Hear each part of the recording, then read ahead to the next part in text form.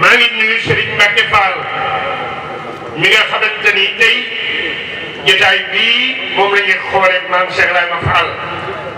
kii toog dend ak moom di xalifa Serigne Abdoulaye Fall Ndar nga xamante ni keroog bi ñu Serigne bi yónnee siin ñu dem di tere li buur Sine Coumba Ndoffène ñoo moom ak ñun ñii ñoo àndoon ak délégation bi mu àndal yëpp di nuyu Serigne Djili mi nga xamante ni lii lépp moo tax mu am yaakaar naa ni kenn warta toog ndax lii nga bëgg moo war ñëpp di nuyu nag kilifa diine yi fi ne yëpp ñi nga xamante ni ñooy dereti Cheikh Sidi Hadji Malick ñu nuyu waa Njigéen di nuyu bu baax a baax nag monsieur le colonel Ngom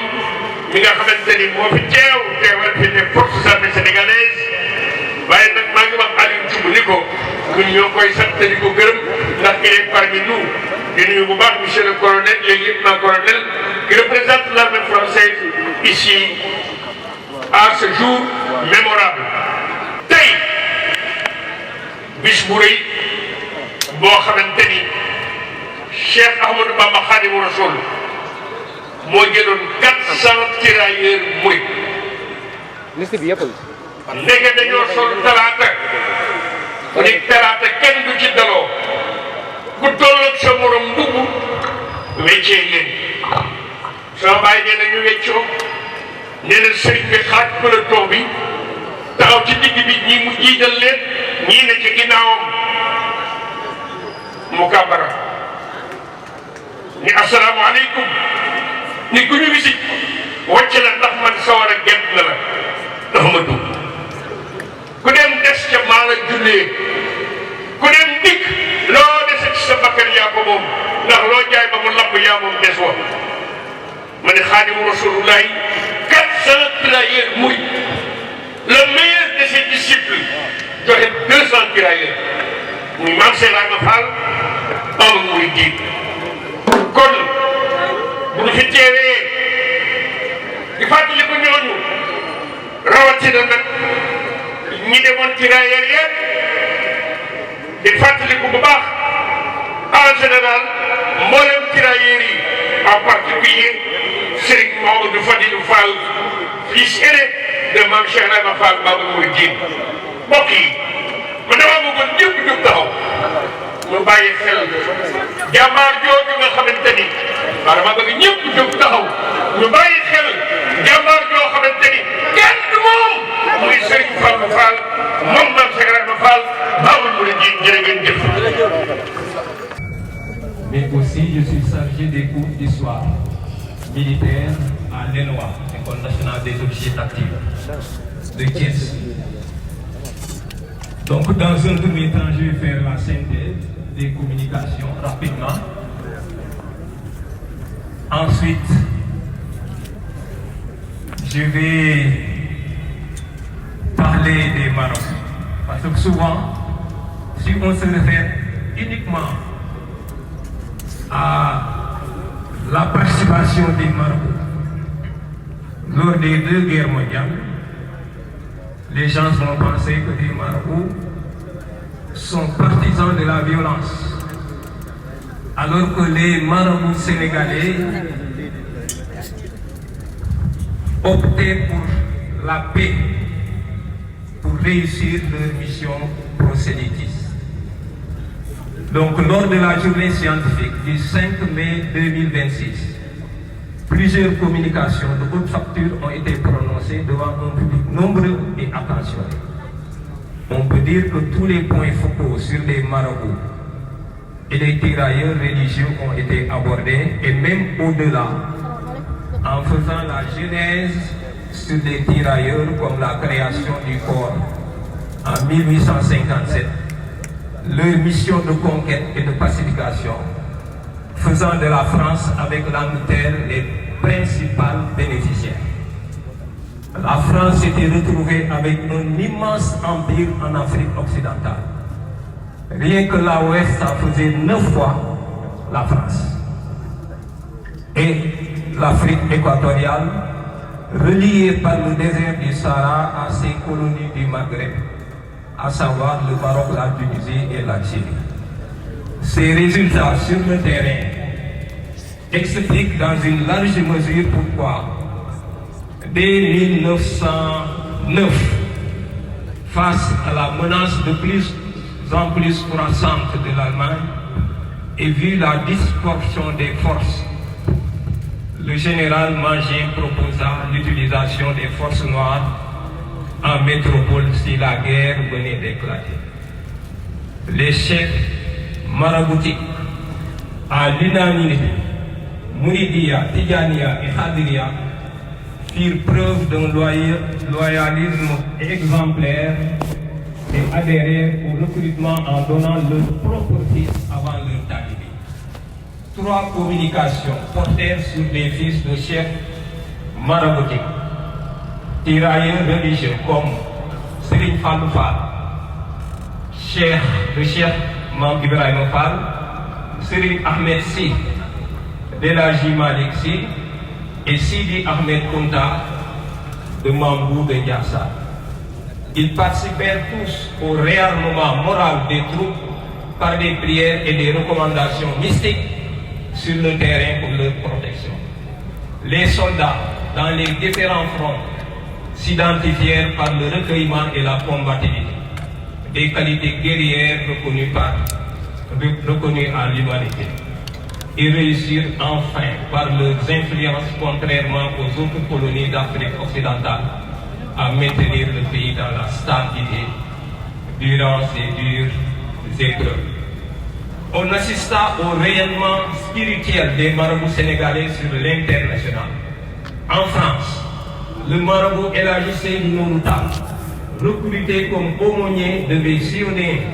les camps de transit ou de retraite pour apporter morale et réconfort aux tirailleurs sénégalais. Cette ferveur religieuse était perçue par les populations riveraines des camps d'accueil des tirailleurs, notamment à Fréjus, où fut édifiée à leur intention une mosquée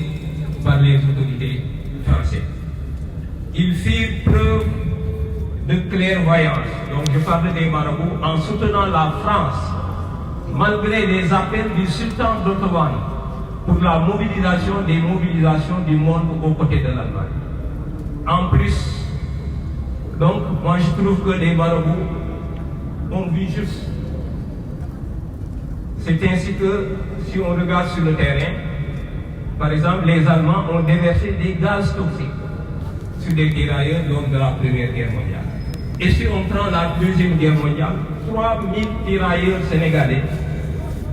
venus d'Afrique subsaharienne auraient été exécutés par la Wehrmacht en juin-mai 1940, crime de guerre perpétué non pas par des SS, mais par l'armée régulière allemande. Le juste choix est renforcé par l'émir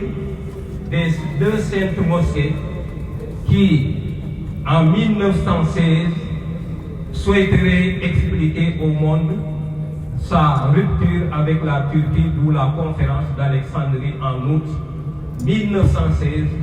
avec les délégués du Maroc, de l'Algérie, de la Tunisie et de la désignation de El Hadji Abdoul Hamid Khan au nom de son maître El Hadji Malick Sy pour représenter l'Afrique occidentale française.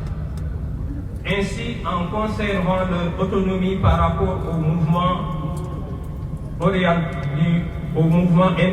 islamique international, au Moyen-Oriental, les confréries contribuèrent au renforcement de la cohésion nationale et formèrent un écran entre les dérives contre les dérives islamiques, violence entre musulmans et l'intolérance religieuse entre musulmans et chrétiens qui secouèrent bon nombre de pays africains. Les communications ont également pris en compte le rôle de Thiès la ville aux deux gares en tant que poumon logistique de l'effort de guerre. Thiès aussi, c'est l'urbanisme et une architecture pensée pour les militaires avec la naissance de quartier comme 10e siège donc du régiment que l'on appelle Rioyan. La cité Balabé, siège des régiments mixtes et des services de l'intendance, et Thiès Nord avec des alignements de baraques et de cases, maisons circulaires rectangulaires simplifiées pour les tirailleurs sénégalais en attente de départ. On constate qu'avant d'être la cité du rail, Thiès fut la cité de la garnison. Sa vocation militaire est cependant indissociable du chemin de fer. Thiès, c'est également un compagnonnage militaire déterminant et à toutes les étapes avec la France durant la Grande Guerre, le recrutement, le transit, l'instruction, la logistique et l'engagement des tirailleurs sur tous les fronts. Ce contexte de guerre, donc on peut parler des deux guerres, d'hécatombe et de destruction massive, impliquant les marabouts, n'enlève en rien le rôle majeur à la construction d'une spécificité sénégalaise faite de paix, érigée en règles ancrées dans le cœur et l'esprit des Sénégalais. nuyu bu baax suñu waajur bi ñu fekk ci jotaay bi mooy suñu bàyyi Serigne Mbacke Fall nga xam ni dañoo jël bis bi jox ci cër dara jaalee ko Serigne Mouniru al Khalifa waaye Serigne Mbacke Fall day budul woon sëtu maam Cheikh Ibrahima Fall mooy wuutu Serigne Mouniru tey ci jotaay bi ak ci kaddu ndax mook Serigne Mouniru ñoo bokk néegu ndey maam Xaadi Amar Fall mooy seen maam ñoo bokk itam njax ci seen kër maam ca Tamba kon suñu waajur Serigne Mbacke Fall Alaaji Khalifa Badiane moo ngi jëlaat nuyoo sa mag Serigne Mouniru di ko tegaat ci sa loxo nga wéyal ko ci njabootuk maam Cheikh Ibrahima Fall gi nekk ci jotaay bi yépp fa tabarakallahu noonu tam lay bokkee waat ci délégation bi Moulay Abdoul Aziz Diop mu suñu wayjur alxaaji Makhtar Diop moom itam cër yi fi maam Cheikh alxaaji Malick am mënoon naa dugalaale wayjuram Serigne Mouniru ndax fa tabarakallahu wayjuram alxaaji Makhtar fu mu mës a teew mooy jël kaddu njabootu maam alxaaji Malick ak maam alxaaji Ahmad Baro kon Moulay Abdoul Aziz yaag cheikhu yàlla yu baax yi nga xam ni ay xarit Serigne Mouniru lañ ñoo ngi leen di jox wàccuwaay wi ngeen am ci jotaay bi am ko ci njaboot gi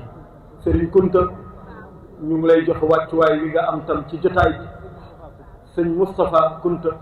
di la ndokkeel di la ziyaara colonel Ngom di ko ndokkeel di ñaan yàlla taxawaay bi yàlla nañ fi yàgg daje yàlla yéegal grade yi ba nga dégg général ci mbaaxu yonent bi sallallahu alayhi wa sallam nuyu lieutenant colonel bi nga xam ni moo représenté ambassade bu France représenté France fii ci réew mi fa tabarakallahu yàlla dogal nag sëñ jiili mi nga xam ni bés bi sabab bi yàlla nga ko jaarale ci moom mu dajale fi julli yu tedd yi yépp ñu ngi koy ñaanal yàlla ci turu suñu waajur yàlla gën koo dëgëral yàlla gën koo saxal yàlla gën koo barkeelal bis bi ba lépp lu nit mës a woote ci bis yàlla fay ko ci yiw ak yool yal na ko yàlla fay lu kawe njortam sagal gi mu sagal maamam yi sagal gi mu sagal waajuram yi ci bés bu toll nii am na nuñ ko daan defee waaye mu fexe ba dugal ci alquran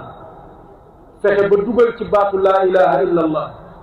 fexe ba dugal ci salaatu ala nabi sallallahu alayhi wa sallam kon bis yi barkeeloon na waaye moom yokku na ci barke ak yool yàlla nañ ko muurloo seen jiiri nag sa mbokk yëpp a ngi lay sant waa Thiès njabootu maam Alaaji Ahmad Baro Alaaji Khalifa Badiane mi ñu àndal ci làmmeñu sa waajur Serigne Mouniru jot nga ko téléphone mu wax ak yow ñaanal la feddali kóllëre gi leen yàlla boole ndax njabootu maam Cheikh Ibrahima Fall fii ci Thiès maam Cheikh Ibrahima Fall bi mu fi ñëwee maam Alhaji Ahmad Baro moo ko dalal fa mu njëkk a dëkk booy dugg kër maam Alaaji tiwin yi mu fotowoo boo ko xoolee foofu la njëkk a dal maam Alaaji Ahmad Baro moo jël toolam muy Madina Fall ne ko fii xat na ci yow demal Madina Fall nga dëkk fa mu tuddee ko Madina Fall sanc ko kër googu ba tey fii mu toll nii ku doon xalif général des Baye Fall yaa ko yilif kon kër ga barkel na leneen li mooy njabootam gi nekk ci dëkk bi yéen ñëpp rafetal ngeen jëme ci kër maam Alaaji fa tabarakallahu ngir yàlla ak diggante wayjur yi ndax maam Cheikh Ibrahima Fall jumaay kër maam Alhaaji Amadou Njëgën gi mu tabaxal yàlla bi mu koy tabax Serigne Modou Moustapha Fall di wayjuru suñu wayjur wii di Serigne Mbacke Fall moom la maam Alaaji waxtaanal mu yabal mbooleem njaboot gu mu am ci dëkk bi mbooleem suuf mbooleem xeer bu ñu def ci jumaa ji moo yebal njabootam ñoo ko roñ def ko foofu ba ñu liggéey jumaa ji ba suuf sa ak xeer ya des kon ñii fu ñu wooteelee maam Cheikh Ibrahima Fall ak njabootam ci dëkk bi bu ñu gestoo dinañ gis njabootu maam Alaaji Ahmad Baro ndax bi mu wooteelee yàlla du mu gestoo daa gis njabootu maam Cheikh Ibrahima Fall ñu taxaw ci biir taxaw ci biti kon Baye Mbacke sëñ Muniroo ngi sant say gërëm bis yëpp neex na ko de waaye bisu njabootu maam Cheikh Ibrahima Fall ñu jëlaat ay cër joxaat ko ci sagal nañ ko ci biir sagal nañ ko ci biti ñoo ngi ñaan ci yàlla lépp lu doon cër ci maam Cheikh Ibrahima Fall yàlla na ko yàlla wàcce ci njabootam ji ci mbaaxu yonent bi sallallahu alayhi wa sallam sëñ jiili baax na sëñ jiili yiw na bariwul coow bari na njariñ am na yar am na teggin fonk na ay kilifaam te ñun lool rek la ñuy nawee nit mbooloo li muy neex neex wërsëg li muy neex neex yépp am kilifaa ko ëpp solo ndax suñu maam yi demoon suñu maam Serigne Fadilou Fall mi demoon ba bakkanam des foofu day kilifa rek ak am kilifa rek moo ko tax a dem am kilifa rek moo ko tax a dem waaye mel na ni day am kilifaam googu tey yóbbu na turam foo xam ne am na njabootu maam Cheikh Ibrahima Fall yoo xam ni ñoo ngi fii ami njaboot ami doom waaye ni ñu xamee Serigne Modou Fadilou Fall ci tur ak dayo ak àgg ñoom day xamee wuñ leen sax noonu te am kilifa ku ko may kon seen jiili nii nga defal sa maam ju tedd jooju muy sunu maam ñun ñëpp tam ndax lislaam moo ñu boole tënk ñu ngi ñaan ci yàlla yal na la yàlla dolli sutura yal na la yàlla dolli wér yal na la yàlla dolli jàmm bis bii nag ñëpp kuy njaboot Cheikh Ibrahima Fall war na ko cee jàppale kuy njabootu lislaam tam war na ko cee jàppale bis bi war naa ëpp fii bis bi war naa jéggi fii te loolu ay taxawaay rek la laaj kon njabootu maam Cheikh Ibrahima Fall di nekk ci dëkk bi yëpp nañu takkuwaat te jàppale ko xam ni lii muy def defalu ko boppam waaye suñu maam ju tedd ju jël bakkanam jox lislaam jox woy juróom la ko defal kon na ñëpp àndaat jàppale ko ci bis bi ngir yàlla ak yonent bi sallallahu alayhi wa sallam fa tabarakallahu kàddu moom du jeex waaye boo waxee li nga xam ni yaakaar nga ni am na njariñ nga wàcce kàddu yi ñëw ça va ma nga danañ si jàmm ça va bien ça va yow ñu ne yemu na bu yàgg ñëpp waaw waaw dañuy jublu ci rappel bi ndax képp koo xam ne tu es apte à ce que nga dem ci guerre bi ñu yóbbu la nga dem c'est-à-dire xool ñu yóbbu noppi rek xoolal bu ma woo ci liste bi rek nga répondre président waaw waaw amul solo Ibrahima Diouf Samba Naar bàcce ko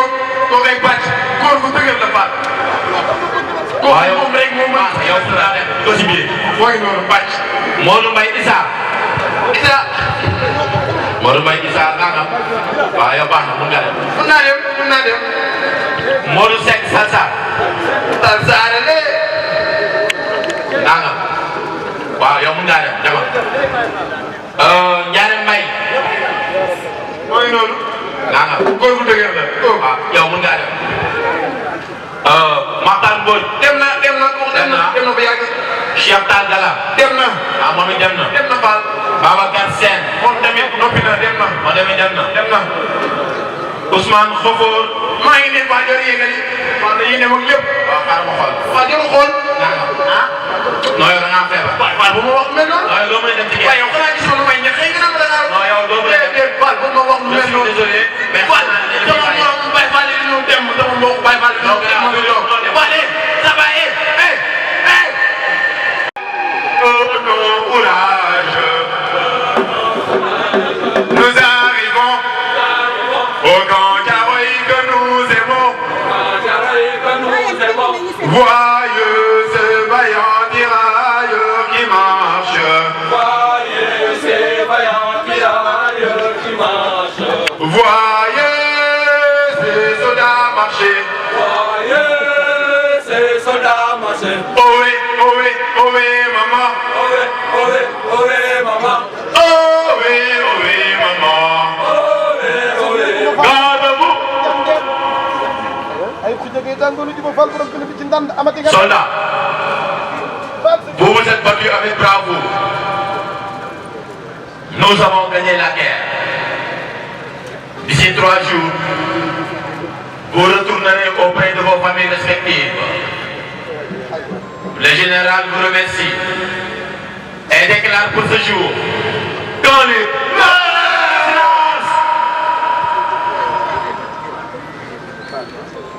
je disais donc, d'ici 3 jours, vous aurez votre prime de guerre. En attendant cela, soldats, amusez-vous bien.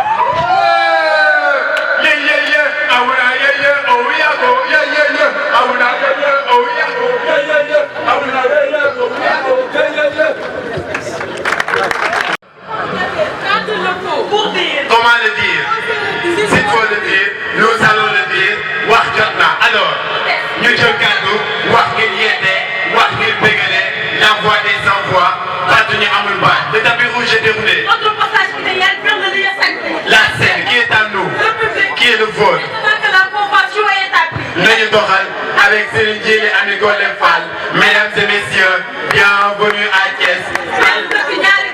À l'occasion de la 3e édition de la journée dédiée aux tirailleurs, initiée par Serigne Djily Amy Collé Fall. Seen teewaay rafet na, seen toogaay jekk na, machallah, dal leen ak jàmm, welcome ak sa. Bisub tey jii ñu war a waxtaanee suñu maam yi demoon sa guerre ga ngir wàllu ju France ñu leen di woowee. Serigne Sidi Ahmed Sy et tant d'autres. De courage, de loyauté et de sens du devoir. ñii di tirailleurs sénégalais yi.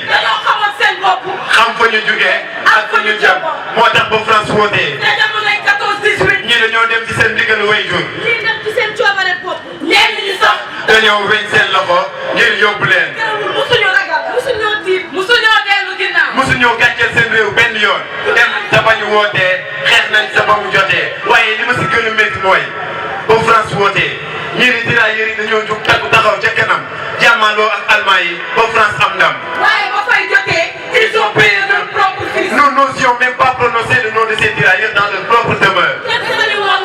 wax ci tirailleurs yi fii ci suñu réew. Aucun sens alors à donner à la date du 4 avril au Sénégal si la participation de ces volontaires aux 2 guerres mondiales devait rester aux oubliettes. Et surtout celle de la Seconde Guerre mondiale. Car si guddi 30 novembre ba 1er décembre 1944. si la waa France. moom suñuy maam fële sa Thiaroye Gare. Une triste histoire, le massacre de Thiaroye. Reste encore un mystère inconcevable. Je me suis retrouvé mot. Juste pour exprimer cet acte. Je vis dans la clarté ombreuse de votre souvenir. Mais dissipé par votre courage inébranlable stoïque. La mort n'effacera pas votre loyauté. Les rangs de ceux qui ont tiré ailleurs, tirailleurs sénégalais. Voici des Africains qui arrivent dans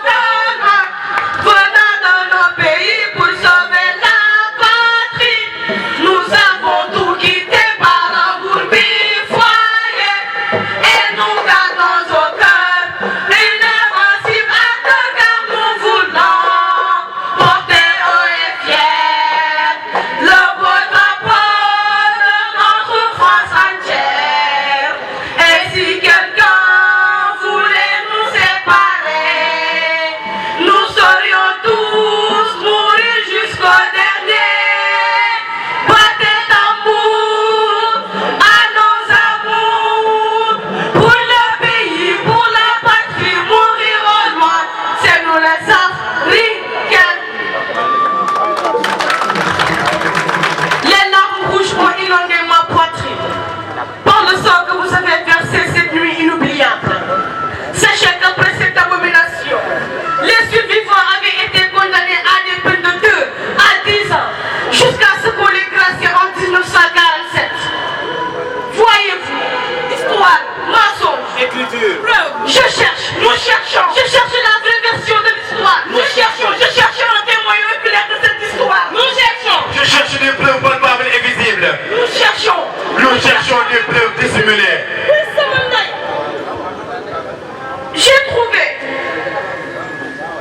J'ai trouvé des balles réelles, des casques, des douilles. J'ai trouvé la plaque de mon grand-père massacré et tué sur cette terre rouge de Thiaroye. Une triste histoire. Le massacre de Thiaroye. Dans le but de Fatou beaucoup, la surprise déconcertante vous a réveillé. Et sombré dans le sommeil de l'infini. Fan ngeen nekk maam dama leen bëgg a gis. Fan ngeen nekk maam dama leen bëgg a yëg. Fan ngeen nekk maam fan lañ leen suul. Ils ont été entassés dans le camp de Thiaroye. Et le masque tombe pour faire apparaître le vrai visage de racisme. Ils s'imposent dans notre propre pays. Et ils installent la violence. D'abord, ils leur ont retiré leur uniforme militaire pour les remplacer par un caleçon et un chéchia rouge. Un caleçon semblable à la culotte du poing du commandant. Plus loin encore, ils se sont battus pour leur propre pays et ils ont payé leur propre fils. Voyez-vous comment de pauvres soldats ont été massacrés et d'autres emprisonnés. Parce que leur seul péché est d'être noir et d'avoir réclamé leur prime de guerre. Mais à quoi servent tous ces grands docteurs en histoire? C'est dans nos secondes. Notre propre histoire n'y est pas enseignée. C'est pourquoi nous devons penser à enseigner la vérité et la connaître pour la dépasser. Qu'on nous fait notre argent, sinon on déclenchera la 3e guerre mondiale. Non! Jeunesse, l'argent ne lave pas les honneurs. L'heure n'est pas à la vengeance ni au règlement de compte. Ce qui est fait est fait. On ne peut pas récupérer nos versets. Par contre, nous pouvons le racheter en réécrivant ce qui s'est réellement passé. Oui, que l'honneur et la considération ne soient plus l'objet de couleur. Car les balles ne tirent jamais sur la couleur de la peau. Aujourd'hui, nous réclamons que la vraie version de l'histoire se fasse connaître. Nous réclamons au moins des funérailles dignes de leur sacrifice. Nous réclamons que l'histoire dévoile toute sa vérité. Nous réclamons de faire le deuil de ces tirailleurs massacrés. La réhabilitation de leur dignité bafouée Et celle de leurs frères emprisonnés et condamnés. Chaque peuple a son histoire. Chaque histoire a son vécu. Nous avons le droit de réclamer la nôtre, oui, car nous avons pardonné. Mais les souvenirs demeurent. Tirailleurs sénégalais, Vos cendres. vos limons pourront germer les graines de la liberté. Tirailleurs sénégalais, Car votre petit-fils, la jeunesse africaine, par devoir de mémoire et de vigilance, la jeunesse noire se lève. pour la mémoire contre l'oubli et pour la marche vers l'avenir. ak taw ba ci njëlbeen ba tey jii yàlla mayaat ñu teewe ko jël yooyu nag di ko ci loxo Serigne Djily mi nga xam ni moo waral daje bi waaye suñ ko tegee ci loxoom damay jël nuyoo yi teg ko ci loxo Serigne Mbacke Fall nga xam ni tey moo fi teewal njabootu Maam Cheikh Ibrahima Fall xalifa ko teg ci loxo Serigne Djily Mbacke sunu baay Maam Cheikh Mbacke teewal fii njabootu Maam Cheikh Ahmadou Bamba teg ko ci loxo sunu mbokk sunu rakk sunu soppe Serigne Khalifa Ndiéguène ak Serigne Khalifa Badiane teewal fii sunu baay Serigne Mouride Ndiéguène ak njabootu Maam Ahmadou Bamba yi teg ko ci loxo Serigne Moustapha Kounta mu teewal fii lu kunti nuyu nag kilifa diine yi fi teew yëpp kilifay aada nuyu monsieur mon colonel maa ngi lay nuyu bu baax Ngom di nuyu ancien combattant yi tirailleurs kàddu gi du gudd dañu ñëw rek ci sunu tuuru kilifa sunu waajur al xalifatul am li tariqati tijaan muy Serigne Babacar Sy Mansour ak njabootu Mame Cheikh El Hadji Malick Sy yëpp ci turu sunu waajur bu tedd sunu maam Khalifa Kébé xam ni tey moo fi teewal njabootu Mame El Hadji Malick fii ci Thiès mu boole ñoo ay sëtam suñuy jarbaat muy Papa Khalifa Ababacar Ly ak Pape Amadou Ly ñoo nekk nii sama wet di doomu rahmatullahi alayhi Serigne Sidi Ahmed Ly di doomu soxna Maam Fama Sy sunu yaay di tedd jooju soxna Maam Fama di doomu Maam Sidi Ahmed Sy bokk ci ñi nga xam ne day ñoom la ñuy màggal ak sunu maam Serigne Fallou Fall ak sunu maam Serigne Mokhtar Kounta bu mel ni l'islam bi moo fi daje le spirituel et le temporel ñoo fi daje suñu kàddu nag du gudd Pape maa ngi leen di sant bu baax ak Hadj Gora comité scientifique ak professeur Gana ci synthèse bi maam Sidi Ahmed li ngeen ci wax ko ci sunu maam yi du ci indiwaat bu bari maam Sidi Ahmed mooy taawu sunu maam Cheikh El Hadji Malick Sy radiyallahu taala ak sunu maam Rokhaya Ndiaye mi ngi juddu 1883 génn àdduna 1916 Issawmi ci Grèce dund 33 ans waajuram wu teddoo maam Cheikh El Hadji Malick dund 66 ans maam Sidi Ahmed da nekkoon ko xam ni dafa teeloon a sotti ñu ko borom kachu nekkoon nitu yàlla di doomu nitu yàlla maam Sidi Ahmed di mag ci maam Serigne Babacar di mag ci maam Hadj Mansour di Pape Khalifa di mag ci maam Abdoulaye Dabakh di mag ci maam Habib muy caatu maam Cheikh El Hadji Malick di mag tam ci sunu maam muy maam Assietou Sy soxna Assietou Sy bu Seydi Hadji Malick mooy du suñu waajuru góor Hadji Makhtar Diop muy mel ni ëttu lislaam moo fi daje waaye kàddu gi li ma ci jàpp sëriñ ji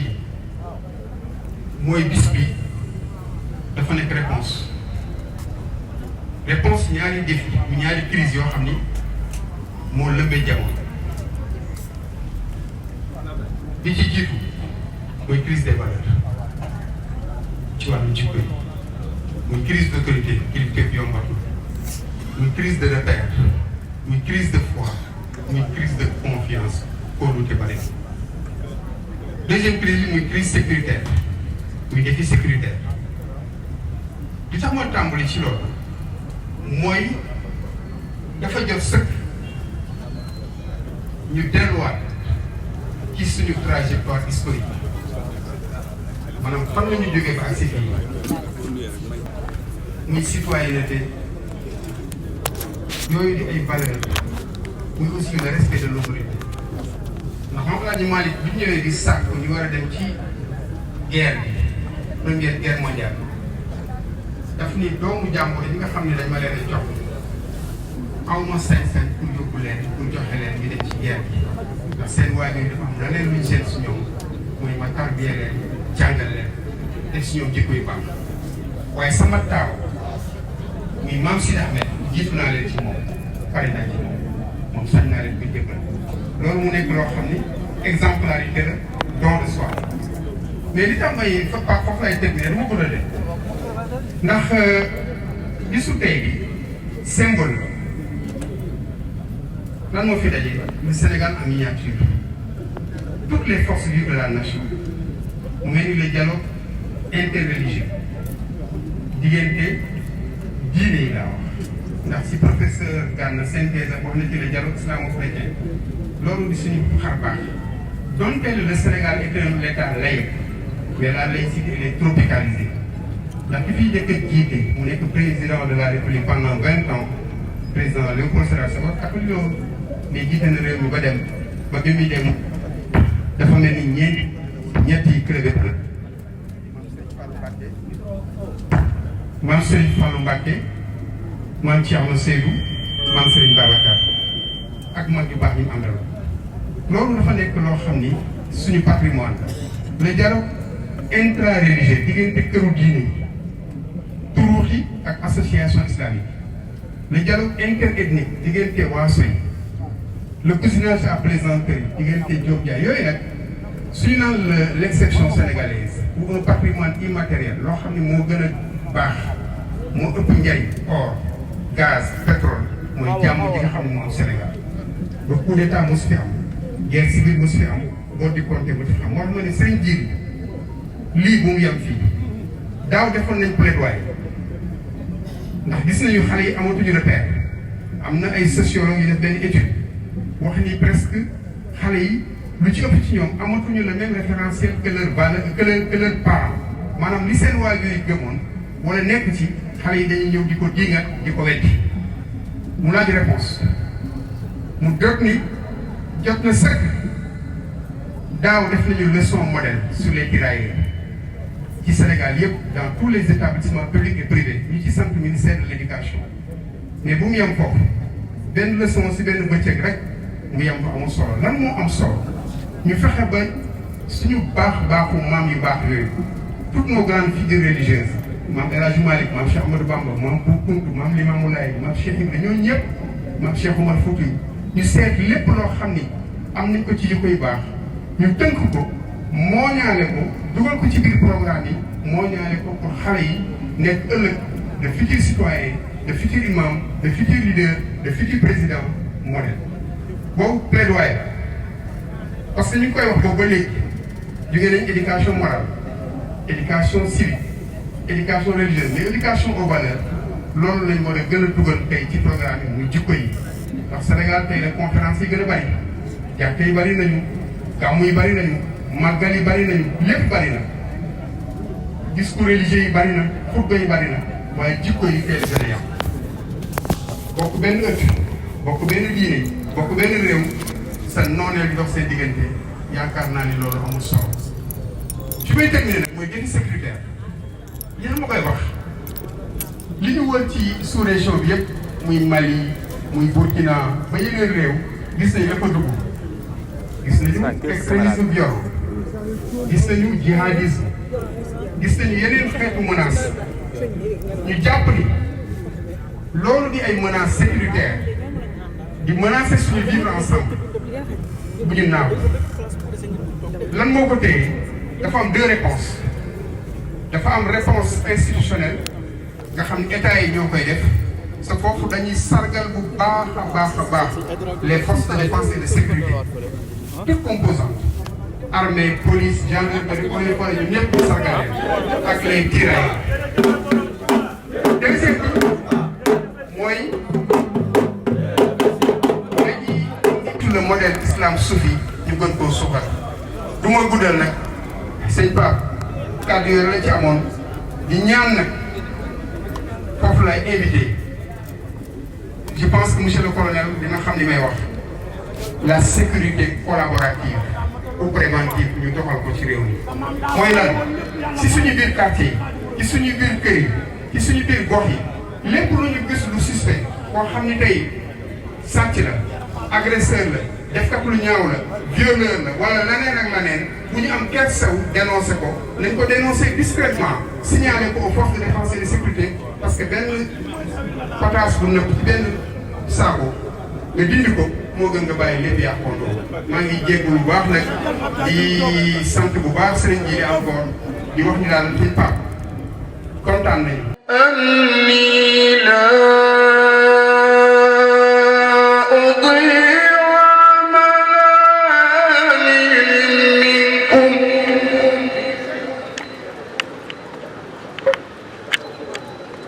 فاستجاب لهم ربهم أني لا أضيع عمل عامل منكم من ذكر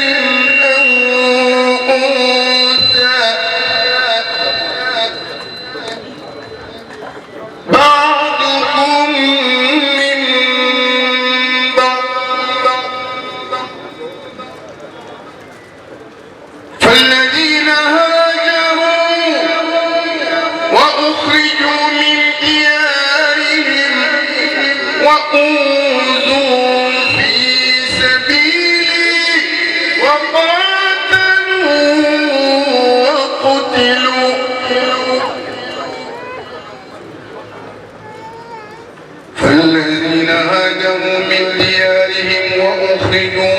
سبيلي وقاتلوا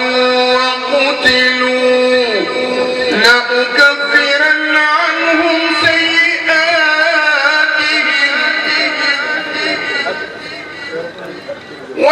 ولأدخلنهم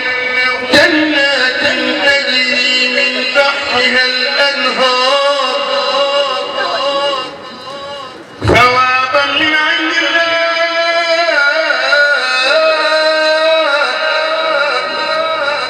والله عنده حسن الثواب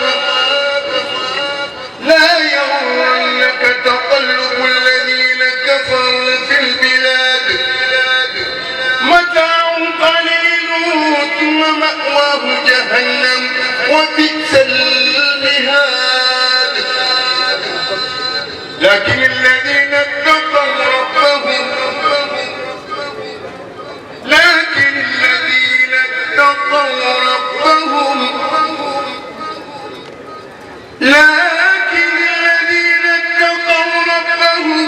لهم جنات تجري من تحتها الأنهار خالدين فيها نزلا من عند الله وما عند الله خير للأبرار وإن من أهل الكتاب لمن يؤمن بالله وما أنزل إليكم وما أنزل إليهم خاشعين لله لا يشترون بآيات الله muy nuyu kilifa yu tedd yi ko muy si ak bokkam yi ak wëllëreem yi ak xaritam yi nga xam ni lépp seen jiir yi day seen lépp moo tax mënuñoo dënneerlu ab wooteel kon Cheikh Abdoul Khader maa ngi lay jox nuyu bi nga joxal ma ko mbokk yi paale ñi fi teewal bakke yeeg umma islamiya bi fi teew yëpp ndax boo duggee ci jataay bi rek da ngay xam ne lislaam bi teew boo duggee ci jataay bi di nga xam ne réew mi yëpp a fi teew te loolu wane na sa liggéey ak sa taxawaay ci biir réew mi ak ci bitti waaye wane na sa taxawaay ci diine ji wane na ko ci tariqatul muridiya bii nu bokk ak yow di wommatoo ci Serigne Touba Cheikh Ahmadou Bamba Khadimou Rassoul nga wooñu ci lii nga xam ne dafa bokk ci taar yi nga xam ne day taaral Sénégal muy di fàttaliku gaa yu baax yi fi jaar ba jàll ci seen taxawaay ci wàllu diine waaye seen taxawaay ci wàllu ñàkk seen réew ak seen taxawaay ci bëgg jàmm ak it sàmm seen ngor jaral leen seen deret ak seen lépp kon Cheikh Abdoul Khader lii nga def yaa ngi ko defal képp koo xam ni génnoon na dem xeexi ngir sàmm ngorom sàmm aw deram sàmm diineem waaye sàmm pas-pasam ndax ñi demoon ñëpp kat bi ñu ñëw dañoo indaale seen diine ña fa des tamit dañ faa des ak seen diine kon liñ tudd ne dañoo bokkoon ci France moo leen yóbbu te aar sa réew moom loolu ci gëm-gëm la bokk kon nag noo ngi lay ndokkeel di ndokkeel képp koo xam ni teew na te bokk ci sëti ñooñee wala mu bokk ca doom ya wala ca soppe wala ca njaboot mel ne nun ñi ñëpp ay sëti tirailleur lañu ndax ñooñu nañ kon nag ku fi teew rek te bokk ci ñooñu ñi ngi ànd ak Cheikh Abdoul Khader Jili di la ndokkeel ak jaajëfal déglu naa ko ci sama bokk yu baax yi jëkk àddu ki fi teewal waa Njaasaan dégg naa kàddoom bu waxee mel na ne waxal nga ñëpp ndax l'islam noonu la taxawee bu kenn àddoo ci njabootu l'islam bi àddu waleel na umma rasulullahi sallallahu alayhi wa sallam bi yëpp bu kenn àddoo ci tariqatul muridiya àddul nag képp ko ñu tudd di tudd Serigne Touba kon daanaka seenu mbaax ak seen yaatal ak seen ikram ci nit moo tax ngeen ne naa wax waaye mënoon na maa dugg rek ngeen yëg ne woo ngeen ma ngir jëm yàlla ba wuy si leen te boobaa dana doy te dana mat sëkk ndax wax nañu ne keroog bi borom Daaru Muxti ñëwee njaareem tey bind wax na ne moom ñi mu bind ci njabootu boppam muy taalibe yi ñaar téeméer la bind ñaar téeméer waaye ba muy bind dane ci sëñ Modou Moustapha lay tàmbale teg ci sëñ Modou Awa Balla taaw teg ci sëñ Modou bi ba mu bindee sëñ Modou Moustapha sëñ Cheikh Yaaba xëy jug na may bindu ci turu sëñ Modou Moustapha mu bind sëñ Modou Awa Balla sëñ Modou Diop taxaw ne man may bindu ci palab sëñ Modou Awa Balla mooy way juru sëñ Cheikh Tàkko Diop mu bind sëñ Modou Habib sëñ Mor Jaxate taxaw ne man may demal sëñ Modou Habib waaye moom bi ñu bind dana rus na ñuy bind ñu ne dañoo bind taalibe yi bàyyi suñ taaw yi mu ne ku nekkul taawam day bind mu ne te bala ma bind taaw kenn bind taaw Serigne Touba muy sëñ Modou Sow sëñ Cheikh Yaaba Diop ñëw taxaw ne man may demal sëñ Modou Sow mu bind sëñ Modou Awa Balla mi di taawam sëñ Modou Diop bàyyi sëñ Cheikh Tàkko Diop ñëw taxaw ne maa koy demal mu bind sëñ Modou Habib sëñ Mor Jaxate ñëw ne maa koy demal kon ñooñu dañoo déterminé woon te loolee amoon ci jamono boobu ba loolu am lu mel noonu bu amaatoon tamit lu mel noonu mooy amaat ndax it bàyyiwuñ fi ay yaafus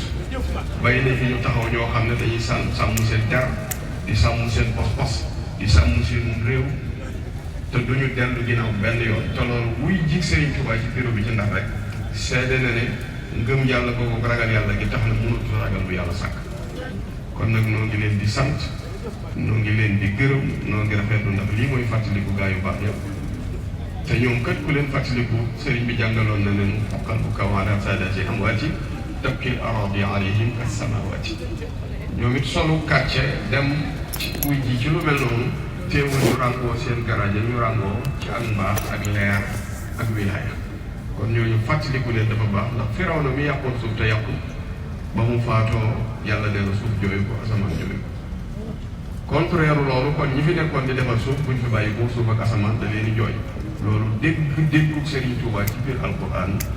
tafsir arfaniya moo ko may loolu kon nag noo ngi leen di sant si Abdou Khadir bëgg nañu lool di sant sa mbokk yu tedd yi ak seen toogaay yu jekk yi lii moo lay wan ne nii la nit ñi wuy see rek noonu nga mel ci xol yi nit kon nag noo ngi lay nuyu di nuyu sa xalifa bu baax bii Cheikh Mor Talla Fall di sunu xarit moom it di sunu lépp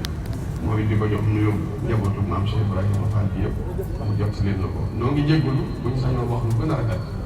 buñ sañoon wax tamit na mu gën a yiwee na mu gën a sellee ndax it Cheikh Abdou Khadir bi ku dugg si moo ñëwee say kàddu macha allah kon nag jërëjëf noo ngi lay sant di la gërëm bu dul woon a xat-xat yooyu moom dañu nekk ak yow ba yewit la gan ñi waaye noo ngi jégalu asalaamaaleykum wa rahmatullahi wa barakatu. Abdou Aziz lii dong la y a des images qui parlent sëñ ji li bëgg nañ lool ku dégg kàddu yi xam ne daa jóge bi xel bi wa bi lisaan yi yàlla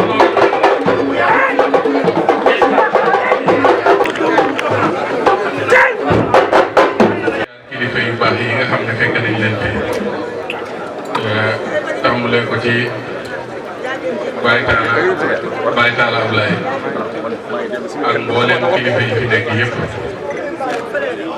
di sant bu baax a baax Serigne Djili bi nga xam ne moo waral jotaay bii mu doon koo xam ne fu mu nekk war nañ ko mën a fekkali jotaayam rawatina jotaay bu mel nii nga xam ne sunu maam yi lañ ciy fàttaliku kon ñu xam ne buñ fi ñëwee tey jii ñëw nañ fi ci anam yu bari rawatina suñ kilifa yi nga xam ne tey jii ñoo fi nekkal sëriñ bi nga xam ne jotaay bii mel na ne kon lépp li muy fàttaliku lépp ndigal rek moo ko sabab ndigal nag mooy cosaan bi moo waral jotaay bu mel nii sëriñ Djili taxawal ko di ko fàttaliku. La ilaha illallah la ilaha